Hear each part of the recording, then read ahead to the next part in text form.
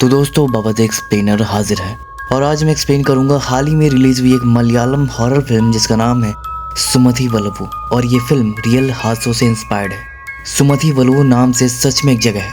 ये एक रोड का नाम है जो कि केरला के one of the most haunted places में आता है। 1953 की बात है। रास्ते में जो घुमावदार मोड़ है ना, यहीं पर सुमति नाम की एक प्रेग्नेंट औरत की हत्या कर दी गई थी उसके लवर के द्वारा। तब से ये मोड़ हॉन्टेड है। कई लोग यहाँ पर अजीबोगरीब एक्सपीरियंस करते हैं। इस मोड़ पर बहुत एक्सीडेंट भी होते हैं जिसके बारे में लोकल्स का कहना है कि इन घटनाओं के पीछे सुमति की आत्मा है। कई लोग तो उसे देखने का दावा भी किए हैं और लोग इस पर इतना बिलीव करते हैं, सुमति के लेजेंड को इतना मानते हैं कि उसके नाम पर इस रोड का नाम तक बढ़ गया है, सुमति वलवु। और इस फिल्म की कहानी इसी लेजेंड पर बेस्ड है। तो चलिए अब बिना किसी देरी के जल्दी से वीडियो स्टार्ट करते हैं। तो फिल्म की कहानी कालिले नाम के गांव की है जिसकी शुरुआत 1963 से होती है, जहां हम देखते हैं कि कुछ व्यापारी लोग इसी मोड़ पर पहले जंगल के पास ही रुक गए थे क्योंकि रात हो गई थी और लोकल्स का मानना था कि रात में उधर बिल्कुल भी नहीं जाना है।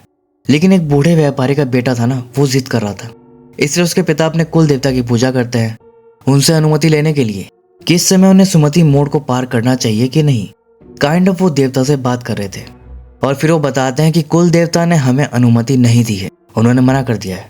लेकिन जो उसका बेटा था ना तो भगवान को मानता था और ना ही भूत प्रेत में मानता था। वो तो इससे किस्से, कहानियां और अंधविश्वास बताता है, जिस पर उसकी पत्नी चिन्नी समझाती है कि ए जी ऐसा नहीं बोलते, ये हमारे कुल देवता हैं, ये हमारी जगह और हम लोगों की रक्षा करते हैं, आपको ऐसा नहीं बोलना चाहिए। लेकिन वो उसकी बात नहीं मानता और ना ही वो अपने पिता की बात सुनता है और बहस करने लगता है कि आपकी इन फालतू की कहानियों के चक्कर में मेरा नुकसान हो जाएगा। उसके पिता फिर समझाते हैं कि बेटा नुकसान होता है तो हो जाने दो, जान है तो जहान है, जिद मत करो। लेकिन वो नहीं मानता। तो कहता है कि ठीक है, तुम में हिम्मत है तो अकेले वहां जाकर दिखाओ, लेकिन हम में से वहां कोई तुम्हारे साथ नहीं जाएगा। तो वो कहता है कि ठीक है, मैं डरता थोड़ी हूँ। चिन्नी उसको बहुत रोकती है कि अकेले मत जाओ, बाबा की बात सुन लो, लेकिन वो नहीं सुनता, चला जाता है। अब चिन्नी भी क्या करती, फिर वो भी उसके पीछे पीछे चली जाती है। रास्ते रास्ते वो अभी भी यही कही जा रही थी कि लौट चलो, और उसे पता ही नहीं चला कि कब वो उसके पीछे पीछे उस मोड़ तक पहुंच गई। वो तो उसका पति रियलाइज कराया कि हम लोग इस मोड़ पर हैं, देखो, और अभी तक कुछ नहीं हुआ और ना ही कुछ होगा, सब कहानियां हैं और कुछ नहीं, चलो मेरे साथ। फिर वो उसे आगे झरने के पास लेकर जाता है और वहां पर जो नज़ारा था बहुत सुंदर लग रहा था। अब ये लोग सोच रहे थे कि सब फालतू में यहाँ आने से डरते हैं इतना, ये तो बहुत ही खूबसूरत जगह है। तभी चिन्नी देखती है कि वहां नीचे कोई औरत चल रही थी।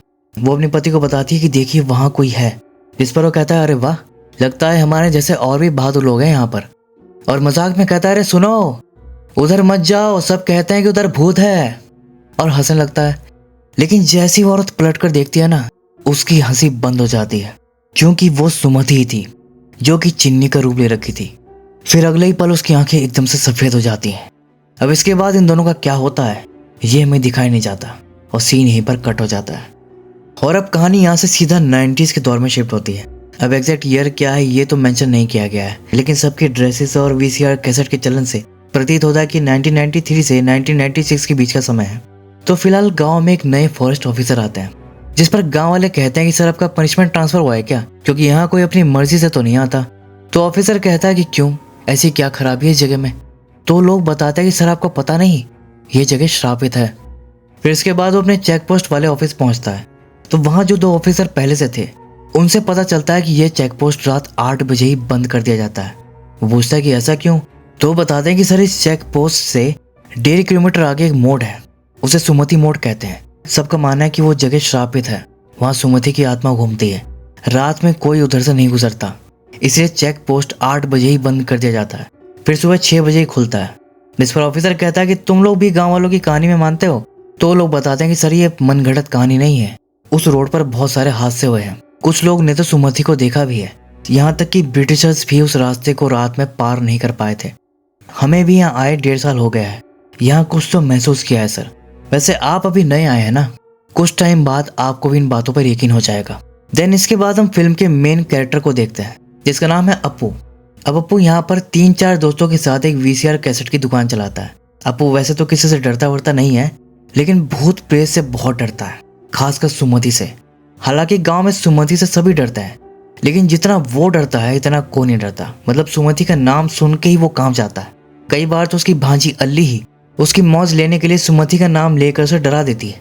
अच्छा, गांव में अप्पू एक और बात के लिए बदनाम था, जिसकी कहानी कुछ ऐसी है कि कुछ साल पहले मालू नाम की कोई लड़की थी जिसकी भद्रन नाम के लड़के से शादी होने वाली थी। लेकिन शादी से पहले वो सुमति मोड़ क्रॉस करके भाग गई थी। अब भागी थी कि नहीं भागी थी, कहाँ गई, किसी को कुछ नहीं पता। लेकिन सबको ये लगता है कि उसे भगाने में अप्पू मदद किया था। उसके जो दोस्त लोग हैं उनको तक यही लगता है, क्योंकि भागने से पहले मालू अप्पू के पास मदद के लिए आई थी। लेकिन अप्पू का कहना है कि वो उसको नहीं भगाया। इसके ऊपर वो जो लड़का था ना भद्रन, जिसकी मालू से शादी होने वाली थी, वो तो उस पर ये इल्जाम लगाता है कि अप्पू मालू को मोड़ पर ले जाकर मार दिया है और कहीं गायब कर दिया। और ये बात मालू के फौजी भाई के दिमाग में भी डाल दिया है, और इस वजह से अप्पू और भद्रन के बीच 36 का आंकड़ा रहता है। खैर, फिलहाल गांव में एक बड़े फेस्टिवल की तैयारी चल रही थी, और ये हर साल होती है, जो कि सुमति की आत्मा को शांत रखने और गांव में सुख शांति बनाए रखने के लिए की जाती है। गांव में चेम्मन नाम का एक आदमी है, वो ही सभी रिचुअल्स को करता है। कहते हैं कि उसके माँ बाबा भी तांत्रिक थे और उन्हीं से उसके पास ही हुनर है। हम देखते हैं कि चेम्मन दिन के समय उसी मोड़ पर जाता है जहाँ एक पेड़ पर खूब सारे रिचुअल्स किए हुए थे। उस पर लाल, काली, पीली रंग की पोटलियां लटकाई हुई थी। पेड़ के ठीक सामने एक पुराना त्रिशूल भी खड़ा था, जिसकी नोक पर वो एक नींबू धंसाकर चला जाता है, और उसके बाद हम देखते हैं कि उस नींबू से खून निकलता है। दूसरी तरफ फेस्टिवल में सुजा नाम की औरत भी अपनी बेटी को लेकर आती है। अब सुजा की कहानी यह है कि उसके पति ने भद्रन से ही कर्जा लिया हुआ था, जिसे वो चुका नहीं पाया तो परेशान होकर खुद को ही खत्म कर लिया। फिलहाल सुजा भद्रन के पिक्चर हॉल में काम करती थी, लेकिन अब वो काम छोड़ दी है, जिस पर अप्पू उसे अपनी दुकान पर काम का ऑफर देता है और मान जाती है। फिर इसके बाद फेस्टिवल शुरू होता है, नाच गाना होता है, और फिर रात में नाइटिस आते हैं, जो कि यहाँ पर खास रिचुअल डांस परफॉर्म करते हैं। ये लोग यहाँ के जंगलों में रहने वाले आदिवासी लोग हैं, और इन्हीं के पूर्वजों ने सुमाथी की शक्तियों को उस मोड़ तक ही बांध दिया था, सीमित कर दिया था, नहीं तो पहले पूरे एरिया को अफेक्ट करती थी। तो रिचुअल डांस के बाद परफॉर्मर सबको तिलक लगाते हैं और चेम्मन को एक पोटली देकर कहते हैं कि इसे कल सुबह मोड़ के पास दफना देना। फिर जो अप्पू के पास तिलक करने आते हैं तो उन्हें कुछ आभास होता है, और अप्पू से कहते हैं कि वो आएगी तुझे ढूंढते हुए, जब वो आएगी तो डरना मत। अब इसके बाद हम मुरली नाम के लड़के को देखते हैं, जो कि पास के गाँव से यहाँ फेस्टिवल में ढोल बजाने आया था, और वो अभी लौटने की बात कर रहा था अभी रात में। लेकिन उसके शिव काका कहते हैं कि बेटा अभी रुक जा, कल सुबह सब एक साथ निकल चलेंगे। लेकिन वो नहीं मानता, कहता है कि कल सुबह ही मेरा अगला शो है, अभी नहीं निकला तो शो छूट जाएगा। शिव काका उसको बहुत समझाए कि बेटा मोड़ पर सुमति का खतरा है, अभी मत जा। लेकिन वो दूसरे गांव का था, उसे लगता था कि ये सब कहानियां हैं। वो नहीं माना और चला गया। तभी रास्ते में उसे लगता है कि कोई उसके पीछे चल रहा है। वो सोचता है कि उसके शिव काका है, कहता है अरे आपको तो डर लग रहा था, कैसे आ गए। ये बोलते बोलते वो पलट कर देखता है तो वहां कोई नहीं था, और तभी फिर से आवाज आती है और अब वो डर जाता है। फिर वो क्या देखता है कि जमीन पर एक सड़ी हुई लाश पड़ी है, जिस पर हजारों कीड़े रेंग रहे थे, और उसके ठीक पीछे कोई एंटिटी खड़ी थी जिसके लंबे लंबे नाखून थे। वो पलट कर देखता है तो वो गायब हो जाती है, लेकिन फिर अगले ही पल वो एकदम से उसके सामने आती है, जिसे देखकर वो जोर से चीखता है और वहीं गिर जाता है। इसी के साथ अप्पू भी चीख पड़ता है अपने घर में। उसकी माँ अगर पूछती है कि बेटा क्या हुआ, अप्पू कहता है कि मैंने एक डरावना सपना देखा, जिस पर उसके पिता हर बार की तरह उसकी फिरकी लेते हैं कि अरे यार बड़ा डरपोक है यार ये। उसकी माँ कहती है अरे इसे कुछ मत बोलिए, पूजा में जो हुआ शायद उसे डर गया मेरा बेटा। अब अप्पू के जो पिता थे उनका शादियों का काम था, जैसे शादी का सेट वगैरह लगवाना, खाना वगैरह सब। अब एक आदमी जो सामान लेकर आया था, और तभी वो उसी ढोल वाले के बारे में बताता है कि कल जो वो ढोल वाले आए थे ना, उनमें से एक आज सुबह उसी मोड़ के पास बेहोश पड़ा मिला, सर भी फट गया है, उसे अस्पताल लेकर गए हैं। अप्पू के पिता कहते हैं कितनी बार समझाया कि रात में उस रास्ते पर मत जाओ, लेकिन लोग भी ना। फिर इसके बाद गांव में एक शादी होती है जिससे सभी खुश थे, लेकिन अप्पू का दिल रो रहा था, क्योंकि जिस लड़की की शादी थी वो उसकी क्रश थी, और उसके सामने वो किसी और की हो रही थी। और बेचारे अप्पू की बदकिस्मती ऐसी कि वो उसी की शादी में खाना बांट रहा था, और शादी का अरेंजमेंट सब उसके पिता ही किए थे। इसके ऊपर भद्रन आ जाता है उसके जले पर नमक छिड़कने। ये लोग इसी ढोल वाले के बारे में बात कर रहे थे। एक आदमी कहता है कि कोई इतना बेवकूफ कैसे हो सकता है, रात में आज तक कोई इस मोड़ को पार नहीं कर पाया। इस पर जानबूझकर अप्पू को सुनाते हुए कहता है लेकिन कोई तो पार किया है, और सबको पता है कि कौन और किसके साथ। साला कब से सबको झूठ बोलता आ रहा है कि भाग गई, जबकि यही उसको मारकर कहीं गाड़ दिया है। लेकिन सच कब तक छुपेगा, एक दिन तो बाहर आकर ही रहेगा। उसकी बातों से अप्पू को तो गुस्सा आता ही है। उसके दोस्त भी चिढ़ जाते हैं और कहते हैं कि भाई खाने का काम हम इधर संभाल लेंगे, तू जाकर पहले इस कमीने का मुंह तोड़ के आ। बस फिर क्या था, अप्पू से लड़ने चला जाता है, लेकिन इसी दौरान गलती से वहां एक लड़की को झापड़ लग जाता है। अप्पू को बहुत खराब लगता है कि अरे मुझसे क्या हो गया, और वो झापड़ इतनी जोर से मारा था कि उस लड़की का पूरा गाल सूज गया था, गर्दन में भी मोच आ गई थी। लड़की का नाम भामा था और इत्तेफाक से ये मालो की ही छोटी बहन थी, जिसे भगाने का इल्जाम अप्पू पर लगा था। इसके घर वाले तो पहले से अप्पू से खार खाते थे, खासकर उसके पिता। अब इस इंसिडेंट से उन्हें अप्पू से बदला लेने का एक मौका मिल गया था और वो उस पर पुलिस केस करना चाह रहे थे। लेकिन भामा अप्पू को बचा लेती है, कह देती है कि उसने जानबूझकर नहीं मारा, गलती से लग गया। अब ये बात जब अप्पू को पता लगती है तो उसे और गिल्ट फील होता है कि बेचारी इतनी अच्छी लड़की को मेरी वजह से इतनी चोट लग गई। फिर रात के टाइम कोई जीप लेकर आता है और चेक पोस्ट खोलने के लिए बोलता है। ये लोग सोचते हैं कि ये कौन है यार, इस टाइम चेक पोस्ट खोलने के लिए कह रहा है। फिर वो जाकर उससे बात करते हैं, कहते हैं कि इस टाइम चेक पोस्ट बंद रहता है, सुबह 6 बजे खुलेगा। तो आदमी कहता है कि क्यों, कोर्ट का ऑर्डर है क्या? इस पर वो लोग कहते हैं कि ये गाँव की मान्यता है। तब वो आदमी बताता है कि मैं यहाँ का नया एसआई हूँ, चार्ज लेने आया हूँ, यहाँ की सब मान्यताएं बदल दूंगा, मुझसे बहस मत करो, चुपचाप रास्ता खोलो। फिर वो कुछ नहीं कहते और रास्ता खोल देते हैं। फिर ऐसा ही कहता है कि सुना है यहाँ कोई औरत रहती है, क्या नाम है उसका? तो बताते हैं कि सुमति। और फिर उस सुमति का नाम लेकर उसके बारे में गलत बात बोलता है। ये सब सोचते हैं कि ये तो बड़ा कमीना टाइप का आदमी है। खैर छोड़ो, जा रहा है ना उधर, पता लग जाएगा। फिर ऐसा ही मजे में गाना बजाते हुए उसी रास्ते से जा रहा था, लेकिन जैसे ही वो उस मोड़ पर पहुंचता है अचानक उसकी जीप बंद हो जाती है। वो सोचता है कि अरे अभी अचानक जीप को क्या हो गया। फिर वो बाहर निकलकर टॉयलेट करने लगता है स्मोक करते हुए। तभी जंगल में उसे एक आदमी दिखाई देता है और वो भी वहां पर स्मोक कर रहा था। ऐसा ही उससे कहता है कि अरे ओ भाई, यहाँ कोई मैकेनिक मिलेगा क्या? जिस पर वो कुछ नहीं बोलता। और फिर अगले ही पल वो आदमी अंधेरे से बाहर आता है तो उसे देखकर तो ऐसा ही कि होश उड़ जाता है, क्योंकि वो उसकी तरह ही दिख रहा था। और बोलता है कि क्या कह रहा था, सुमति के बारे में। तभी ऐसा ही देखता है कि अचानक जीप में आग लग जाती है और उसका वो कॉपी भी गायब हो जाता है। और फिर वो जलती हुई जीप उसकी तरफ ही आने लगती है और सीन यहीं पर कट हो जाता है। फिर अगले दिन हम देखते हैं कि अप्पू बन ठन कर तैयार होकर अल्ली को स्कूल छोड़ने जा रहा था, क्योंकि वो भामा को पसंद करने लगा था, जो कि अल्ली के स्कूल में ही टीचर थी। उसी को देखने के बहाने वो अल्ली को स्कूल छोड़ने जा रहा था। दूसरी तरफ हम एसआई को देखते हैं, जो कि ठीक था, मतलब कल रात को बच गया था, लेकिन उसकी जो जीप थी वो जल गई थी। अब वैसे तो एसआई सन के टाइप का आदमी था, लेकिन कल रात जो भी हुआ था उससे वो भी डर गया था। उसके ऊपर ये लोग उसके मजे ले रहे थे कि सर हमने तो बोला ही था मत जाइए, लेकिन आप सुने ही नहीं। अब एसआई को गुस्सा तो आता है, लेकिन वो चुप रहता है, क्योंकि गलती उसकी थी, वो यहाँ के लेजेंड को डिसरिस्पेक्ट किया था।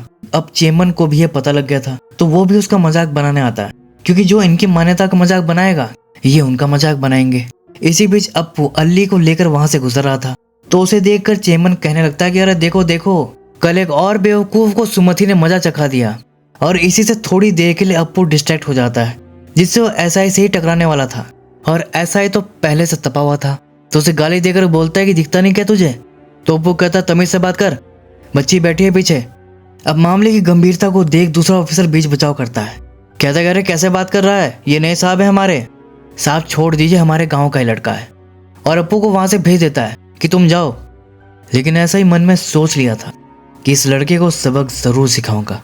इधर अप्पू अल्ली को स्कूल लेकर जाता है, वहीं पर भामा आती जिसे देख कर वो स्माइल करता है, बदले में भामा भी स्माइल कर देती है। लेकिन स्कूल में जो उसका छोटा भाई था ना, उसे अप्पू को देखकर बहुत गुस्सा आ जाता है और फिर वो स्टेज से उतरकर सीधा अप्पू के सामने जाता है और पूरी ताकत के साथ खींचकर एक जोरदार झापड़ लगा देता है, जिससे अप्पू का पूरा जबड़ा हिल जाता है। वो सोच भी नहीं सकता था कि एक छोटा बच्चा इतनी जोर का झापड़ मार सकता है। दुकान में भी वो जाड़ पकड़कर बैठा था।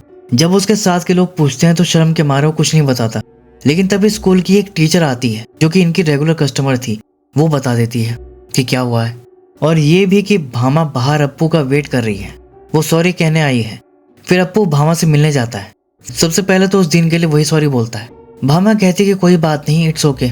अप्पू कहता है कि मुझे लगा था कि तुम्हारे पिता मुझे मारेंगे, लेकिन उससे पहले तुम्हारे भाई ने चिपका दिया। भामा कहती है कि उसकी तरफ से मैं सॉरी बोलती हूँ, नहीं पता था कि वो ऐसे कर देगा। अप्पू कहता है कि कोई बात नहीं, बच्चा ही तो है। इस तरह से दोनों की दोस्ती हो जाती है, जो कि समय के साथ और गहरी होती चली जाती है। और फिर एक शाम अप्पू अपने साथियों के साथ मोड़ की तरफ जा रहा था, लेकिन ये लोग लेट हो गए थे। तब तक चेक पोस्ट बंद हो गया था। अब इन्हें भूख लगी थी, तो ऑफिसर से पूछते कि खाने वाने का कुछ है, तो वो कहता कि हाँ मीट है बहुत सारा। बस फिर क्या था, अब ये लोग भी उन्हें ज्वाइन कर लेते हैं। वहीं पर भद्रा नाम की एक औरत भी थी, जिसे सब भद्रा काकी बुलाते थे, और भद्रा काकी सुमाथी के ही गांव से थी। यहाँ पर अप्पू उस नए फॉरेस्ट ऑफिसर से बात करता है, कहता है कि और सर कैसा लगा आपको हमारा गांव? तो बताता है कि बहुत अच्छा। और सबसे अच्छी लगी यहाँ की भूत की कहानी, जिस पर भद्रा काकी कहती कि ये कोई कहानी नहीं है सर, हकीकत है। सालों पहले यहाँ काले जादू करने वाले लोग रहते थे। इन्हीं में से एक आदमी सुमति से प्यार का नाटक किया और उससे शादी करके यहाँ ले आया। सुमति माँ बनने वाली थी और वो बहुत खुश थी, लेकिन उस बेचारी को क्या पता था कि सब इनके ब्लैक रिचुअल का हिस्सा था। रिचुअल से ये लोग अपनी शक्ति बढ़ाकर पूरे गांव पर कब्जा करना चाहते थे, जिसके लिए इन्हें किसी गर्भवती औरत की बलि देनी थी। बलि की पूजा तक भी सुमति को सच्चाई पता नहीं लगी, क्योंकि उसे बताया गया था कि ये पूजा उसके और आने वाले बच्चे की सेहत के लिए है। वो बेचारी धोखे में रही और जब तक सुमति को समझ आया तब तक बहुत देर हो चुकी थी। ये लोग सुमति को बच्चे समेत जिंदा आग में डाल दिए, लेकिन मरते हुए सुमति ने कसम खाई कि वो उन लोगों को बर्बाद कर देगी। लेकिन वो हम गांव वालों को नुकसान नहीं पहुंचाती है, बल्कि दूसरी आत्माओं से उनकी रक्षा करती है।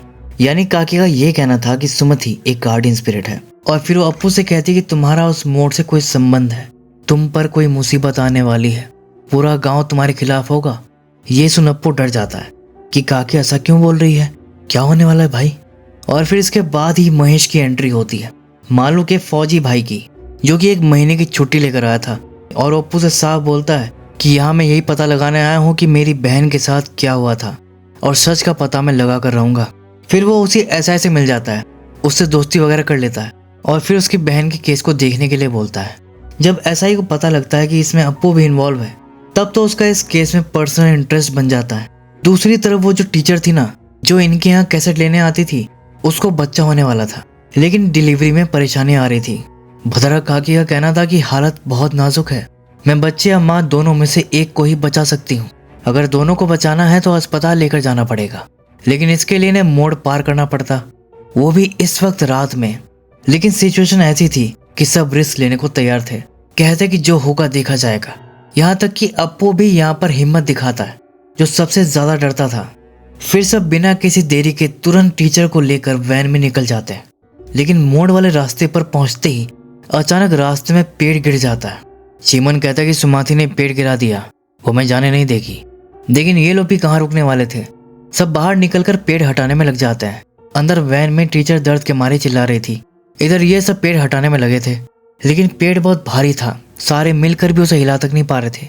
तभी अचानक अप्पू के पापा नोटिस करते हैं कि टीचर शांत हो गई थी। वो डर जाते हैं कि कहीं कुछ हो तो नहीं गया। वो भागकर तुरंत देखने जाते हैं और फिर जो वो देखते हैं तो उससे परेशान होकर वो सबको बुला लेते हैं और फिर सारे देखते हैं कि वैन से टीचर गायब थी। फिर वो परेशान होकर टीचर को आवाज लगाने लगते हैं। तभी जंगल के अंदर से टीचर की आवाज सुनाई देती है। वो अभी भी दर्द में करा रही थी, तो सब जंगल में तुरंत उसे ढूंढने जाते हैं।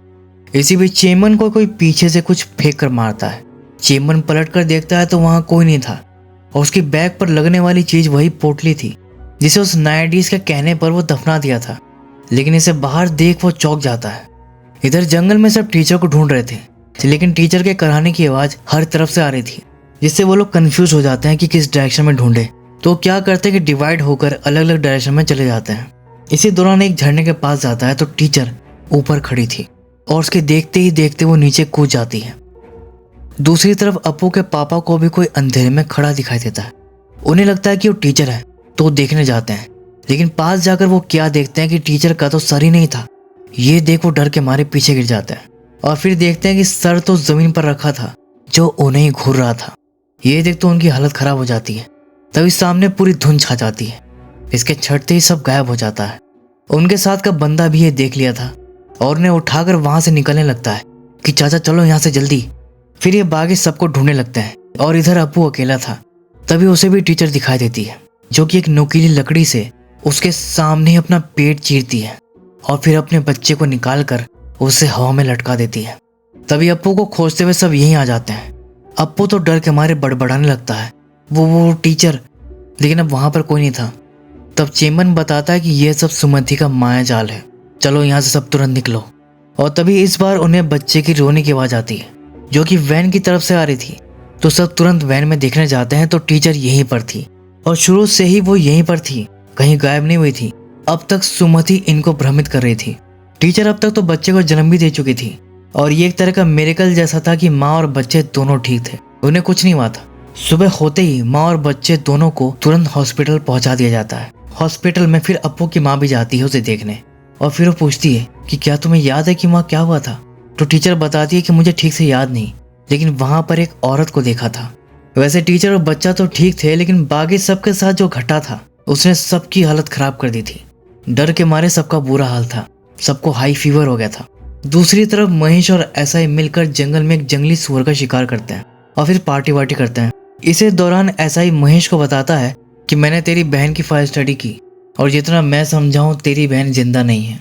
ये तो मैं नहीं कह सकता कि उसे अप्पू ने मारा है या सुमति ने, लेकिन इतना पक्के तौर पर कह सकता हूँ कि उस रात तेरी बहन ने मोड़ पार नहीं किया था। तभी उनके साथ जो जंगल का लोकल आदमी था ना, वो उनकी बात सुन लेता है और वो बिल्कुल ही एक नई बात बताता है। कहता है कि सुमति किसी को नहीं मारती, वो बस उस मोड़ से डराकर भगा देती है, क्योंकि वो नहीं चाहती जो उसके साथ हुआ वो किसी और के साथ हो। वहां पर असल में ब्रह्म राक्षस रहता है, जिसकी उत्पत्ति काफी टाइम पहले अंग्रेजों को हमारे जंगल में आने से रोकने के लिए की गई थी। और सुमति की आत्मा उस मोड़ की गेट कीपर जैसी है, मतलब ना तो वहां किसी को अंदर जाने देती है और ना ही वहां जो शक्ति है, जो ब्रह्म राक्षस है, उसे वहां से बाहर जाने देती है। तो ये बिल्कुल नया सीन है जो ये आदमी बताता है। फिर इन सब के बाद हम देखते हैं कि अप्पू स्कूल जाकर भामा को प्रपोज कर देता है और फिर दोनों साथ में घूम रहे थे। लेकिन इसी बीच ऐसा ही दोनों को साथ में देख लेता है और भामा के भाई यानी अपने दोस्त महेश को ये बता देता है। फिर इसके बाद महेश पूरी फैमिली के साथ अप्पू के घर आता है, अप्पू को चिढ़ाने के लिए। वो ये बताने आया था कि ये लोग भामा का रिश्ता तय कर दिए, वो भी भद्रन के साथ, और अगले महीने ही शादी है। इसके ऊपर अप्पू के डैड कहते हैं कि आप बेफिक्र रहिए, भामा बिटिया की शादी की जिम्मेदारी मैं लेता हूँ। अब ये सब सुनकर अप्पू का दिल फिर से टूट जाता है। फिर वो खूब पीता है, जिस पर उसका दोस्त सलाह देता है कि भाई एक काम कर, तू उसे भगा कर ले जा। लेकिन चेम्बन तुरंत टोक देता है कि पहले एक को भगाने वाला मैटर अभी तक लटका हुआ है, अब एक और को भगाने की बात मत कर। फिर ये लोग कुछ नहीं करते, बस खूब सारा नशा वशा कर लेते हैं और इतना कर लेते हैं कि नशे में सुमाती मोड़ पर भी चले जाते हैं। उन्हें कोई होश नहीं था कि वो लोग क्या कर रहे हैं। और वहाँ मोड़ पर ये लोग सुमति को अनाप शनाप बकते हैं। तभी उसके बाद अचानक वहाँ एक धुंध उन्हें घेर लेती है। फिर कुछ अघोरी लोग उन्हें दिखाई देते हैं और उनके ऊपर कुछ फूंक कर उन्हें बेहोश कर देते हैं। और अगले दिन सब ऑफिसर को मोड़ पर ही बेहोशी की हालत में मिलते हैं। अब वो लोग कोई अघोरी थे जो उन्हें बचाने आए थे या वो सुमति का ही कोई माया जाल था। खैर अब इनके ठीक से होश में आते ही अप्पू दुकान जाता है। उसी वक्त वहां पर भद्रन आ जाता है और अप्पू शादी का न्योता मिल गया। अब वहीं पर सूजा और उसकी बेटी भी थी, जिन्हें देखते ही वो चुप हो जाता है और तुरंत वहां से चला जाता है। उसको देख सूजा की बेटी घबरा जाती है। अप्पू नोटिस कर लेता है और पूछता है कि भाभी क्या बात है। तब सूजा उसको बताती है कि पहले वो भद्रन के सिनेमा हॉल का काम इसलिए छोड़ी थी क्योंकि भद्रन के इरादे ठीक नहीं थे। उसकी सूजा पर गंदी नजर थी। एक दिन तो उसके साथ जबरदस्ती करने की भी कोशिश किया था, और तो और वो उसकी बेटी पर भी गंदी नियत रखे था, इसलिए वो वहां से काम छोड़ दी थी। फिर अप्पू उस बच्ची से बात करता है, कहता है कि बेटा क्यों रो रही हो, मत रो, तुम्हारे अप्पू चाचा है ना, अब तुम्हें किसी से डरने की जरूरत नहीं है। लेकिन फिर अगले ही दिन सैडली सूजा और उसकी बेटी की लाश पेड़ पर फांसी से लटकी हुई मिलती है। ऐसा ही तो इसे आत्मादाह का केस बताकर केस निपटा रहा था, लेकिन अप्पू समझ गया था कि दोनों की हत्या हुई है और कौन किया है ये भी उसे पता था। बस फिर क्या था, वो सीधा भद्रन के पिक्चर हॉल जाता है, टॉर्च मारकर उसे ढूंढता है और पीटता हुआ हॉल से बाहर लेकर आता है और वहां भी दोनों की लड़ाई चलती है। तभी इतने में अप्पू के डैड आकर उसे रोक देते हैं कि अप्पू ये क्या कर रहा है, पागल हो गया क्या तू। अप्पू कहता है कि पापा यही है, इसी ने सूजा भाभी और उसकी बेटी को मारा है। तो भद्रन उसके डैड के सामने सीधा बनने लगता है कि देखा अंकल, जिससे शादी करना चाहता था उससे मेरी शादी हो रही है, तो मुझे जानबूझकर फंसा रहा है। तो उसके डैड बोलते हैं कि एक मिनट, अप्पू ये क्या बोल रहा है, भामा और तेरा क्या रिश्ता है। तो बोलता है कि हम एक दूसरे से प्यार कर। इतने में उसके पापा उसे जोर से झापड़ लगा देते हैं और डांटते हैं कि तेरी वजह से पहले वो परिवार इतना कुछ सहा है, अब मैं उस परिवार के साथ कुछ गलत होने नहीं दूंगा। भामा की शादी जिस दिन तय हुई है उसी दिन उसकी शादी करवाऊंगा, कान खोलकर सुन ले। और फिर उनके जाते ही भद्रन अपना असली रंग दिखाता है, खुद कन्फेस करता है कि मैं नहीं मारा है, क्योंकि वो मेरी कब्र कभी भी खोज सकती थी, इसलिए रास्ते से हटा दिया। जाके बोल दे सबको, तेरी बात पर कौन यकीन करता है मैं भी देखता हूँ। और तब अप्पू को ये भी पता चलता है कि एसआई भी उसके साथ मिला हुआ है, जिससे अप्पू बिल्कुल हेल्पलेस सा हो जाता है कि अब उन दोनों को इंसाफ कैसे दिलवाएगा। ऊपर से जिस लड़की से वो प्यार करता है उसकी शादी सब इस राक्षस से करवाने वाले थे। इसके बीच भामा अपने छोटे भाई से लेटर भी भिजवाती है कि वो उसे भगा ले जाए, लेकिन उसके डैड वहीं पर खड़े थे, इसलिए अप्पू कुछ भी नहीं करता, जैसे चल रहा था वैसे चलने देता है। वो भामा की शादी में किचन का काम संभाल रहा था, लेकिन तभी अचानक ही ग्रह नक्षत्र से बदल जाते हैं। दूसरी तरफ एक ऑफिसर महेश से मिलकर उसको बता देता है कि सूजा और उसकी बेटी की हत्या हुई है। हत्या भद्रा ने ही की है, जिसे छुपाने में एसआई भी उसकी हेल्प किया है। अब उसकी सच्चाई जानने के बाद तो वो अपनी बहन की शादी उस राक्षस से करवाने से रहा। और इधर अप्पू के डैड एकदम से पलटी मार देते हैं, कहते कि चल अपना ड्रामा बंद कर और भामा को भगा के ले जा। अप्पू को तो यकीन ही नहीं होता कि ये अचानक से आप क्या बोल रहे हैं। तो असल में उसके डैड अब तक नाटक कर रहे थे। वो तो अपने बेटे की साइड पर थे। वो उससे कहते कि मैंने वादा किया था कि भामा की शादी करवाऊंगा, बस फर्क इतना है कि शादी मेरे बेटे के साथ होगी, चल अब जा जल्दी कर। ये सुनकर तो अप्पू खुशी से फूले नहीं समा रहा था, लेकिन ये खुशी चंद भर की रहती है, क्योंकि अगले ही पल पता चलता है कि भामा तो पहले ही भाग चुकी है। और इसका इल्जाम किस पर लगेगा? ऑब्वियसली अप्पू पर, तो उस पर ही लगता है और इसी पर झगड़ा होने लगता है। लेकिन तभी बीच में महेश आकर अप्पू को वहां से निकलने में हेल्प करता है। कहता है कि अप्पू तो निकल यहाँ से, बाकी सब मैं देख लूंगा। लेकिन ये देख अप्पू हैरान, अचानक से सब पलटी कैसे मार दे रहे हैं। खैर उसके लिए तो सब सही हो रहा था। फिर वो बिना टाइम वेस्ट किए निकल गया। दूसरी तरफ भामा भाग कर उसी फॉरेस्ट ऑफिसर के पास आ गई थी और अप्पू का वेट कर रही थी। इधर अप्पू रास्ते में ही था कि अचानक मोड़ से पहले ही डर उस पर हावी हो जाता है। उसे पहले का वो सब याद आने लगता है और वो रुक जाता है वहीं पर। इतने में ही पीछे से भद्रन और एसआई जीप से ठोक कर उसे उड़ा देते हैं। फिर एसआई पत्थर से कुचल कर उसे मारने वाला था, लेकिन भद्रन उसे रोक देता है कि इधर नहीं, मोड़ पर ले जाकर मारेंगे इसको। एसआई मना करता है कि नहीं उधर नहीं, लेकिन भद्रन कहता है कि डरता क्यों है और उसे चाकू देता है कि ये रख और चल। फिर वो बेचारे बेहोश पड़े अप्पू को मोड़ वाले रास्ते पर घसीट कर लेकर जाता है। पीछे पीछे एसआई भी चल देता है और फिर वो अप्पू को मारने ही वाला था कि तभी सुमति उसे हॉन्ट करने लगती है, कभी उस बच्चे के रूप में तो कभी सूजा के रूप में, जिससे डर कर वो भागने लगता है और एसआई से टकरा जाता है। एसआई बोलता कि क्या हुआ, तो बताता है कि उधर वो सूजा थी वहां पर। ऐसा ही कहता है कि इसलिए बोला था ना मैंने, मत आ इधर। फिर वो वहां से जाने लगते हैं, लेकिन तभी ऐसा ही देखता है कि अप्पू तो जिंदा है, रुक इसे जिंदा नहीं छोड़ेंगे। और फिर वो अप्पू का काम तमाम करने जाते हैं, लेकिन अचानक अप्पू फाइट बैक कर देता है और उसमें पता नहीं कहां से एकदम से इतनी जान आ जाती है कि वो अकेला उन दोनों पर भारी पड़ता है। भद्रन को तो उठाकर ऐसे फेंकता है जैसे खिलौना हो और वो सामने एक पत्थर से टकराता है, जिससे वहीं ऑन द स्पॉट ही वो खत्म हो जाता है। फिर वो एसआई को पकड़ लेता है और यहाँ हमें पता चलता है कि वो अप्पू नहीं था, सुमति थी, जो कि इनके किए की सजा उनको देने आई थी। फिर वो एसआई की गर्दन मरोड़कर उसे भी खत्म कर देती है और फिर धुएं के साथ ही गायब हो जाती है। दूसरी तरफ एक जगह असली अप्पू बेहोश पड़ा था, जिसे महेश आकर उठाता है। तब जाकर अप्पू जो है वो भामा तक पहुंचता है, लेकिन वो भागने से मना कर देता है। कहता है कि जो गलती मालू दीदी ने की वो हम नहीं करेंगे, तुम्हारे घर वाले माने या ना माने हम यहाँ से नहीं भागेंगे, इसी गांव में रहेंगे। अब अगले दिन भामा के घर वाले आकर फिर अप्पू से झगड़ा करने लगता है। पूरा तमाशा खड़ा हो जाता है और तभी एकदम से कहां से जो है मालू दीदी गांव लौट आती है, जिसे देख सब हैरान। लेकिन अप्पू की जान में जान आ जाती है। कहता कि देखा मैंने तुम्हारी बेटी को नहीं मारा था, वो जिंदा है।